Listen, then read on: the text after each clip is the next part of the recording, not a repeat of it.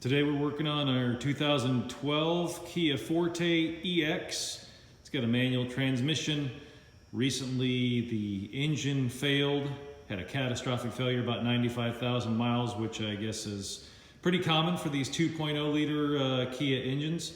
Anyhow, so that's the failed engine. I recently replaced it with a used engine. It's got a few more miles, you get 120,000 miles on that.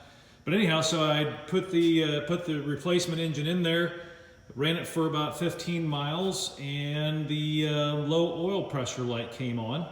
So first diagnostic step I did was pretty easy to replace the oil pressure switch or the pressure sensor. So I'll show you where that's at on the old engine here. It's on the front side. So this engine has that bracket there on the front of it. It's at the bottom of the air intake manifold.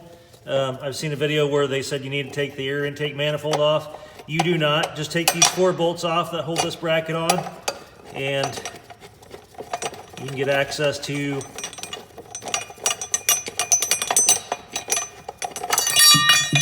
the pressure switch, which is right there. That's what it is right there. So this is the plug that goes into it. So just unplug that and you can take that pressure switch out. So I replaced the pressure switch with a different one and still had the problem. So I decided I probably better get a pressure gauge on here. So there's my pressure gauge.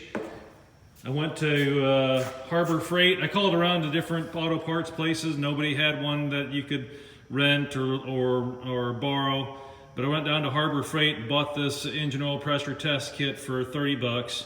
So not too expensive. It's got a set of different fittings. So there's the metric 10 fitting that I took out that went right into that port, the port where I took the pressure sensor out of. So here's my gauge.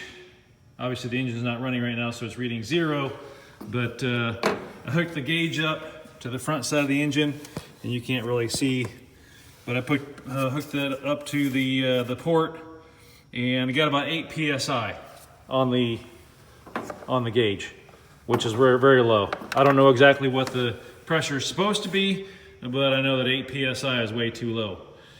So next thing I did was I took the oil pan off, because I saw in another video that sometimes the screen on the bottom of the oil pump gets bad. So basically I wanted to get the pressure, let me back up a step. I wanted to get the pressure to find out, do I have a true low oil pressure problem, or do I have an electrical problem that I needed to track down? Because I just got done unplugging this entire wiring harness and hooking it up to this replacement engine. So maybe I created an electrical issue, but I needed to find out, do I have an electrical issue, or do I have an oil pressure, a true oil pressure issue? And what I found out was I do have a true oil pressure issue on this engine. So I saw another video where they said that you need to, or one of the good checks is to take the oil pan off, because sometimes this is your oil pump underneath here. So I got the oil pan off. You can see from coming up underneath there. So there's the oil pan. And here's the screen, and I've already got it cleaned out, but this screen was completely full of junk. That was, so I used some compressed air, and I used some wax and grease remover, and that's all the gunk that I got out. It's all solid particles, like a gritty type of particle. So some compressed air and some wax and grease remover, and I got that all cleaned out. So we're gonna start putting this oil pan back together, or back on there, get the gasket material all cleaned up, and get this oil pan back on, and then we'll see if that solves my problem. I'm gonna run it, once I put that on there, I'm gonna run it again. But apparently this engine was very dirty. The one that I got, the replacement engine, was very dirty, because after 20 miles, and this is the oil pan, and you can see all the, I mean, it's just got a bunch of gunk in there. So anyhow, I'll probably flush it out again with some fresh oil and clean it all out. But hopefully this is helpful for you.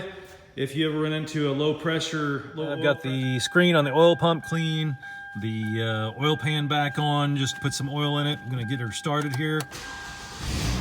I'm gonna see, we're gonna see what the oil pressure is like. Oh yeah, look at that. 65 PSI. So I went from 8 to 65 PSI just by cleaning the oil screen of the oil pump, or the screen of the oil pump.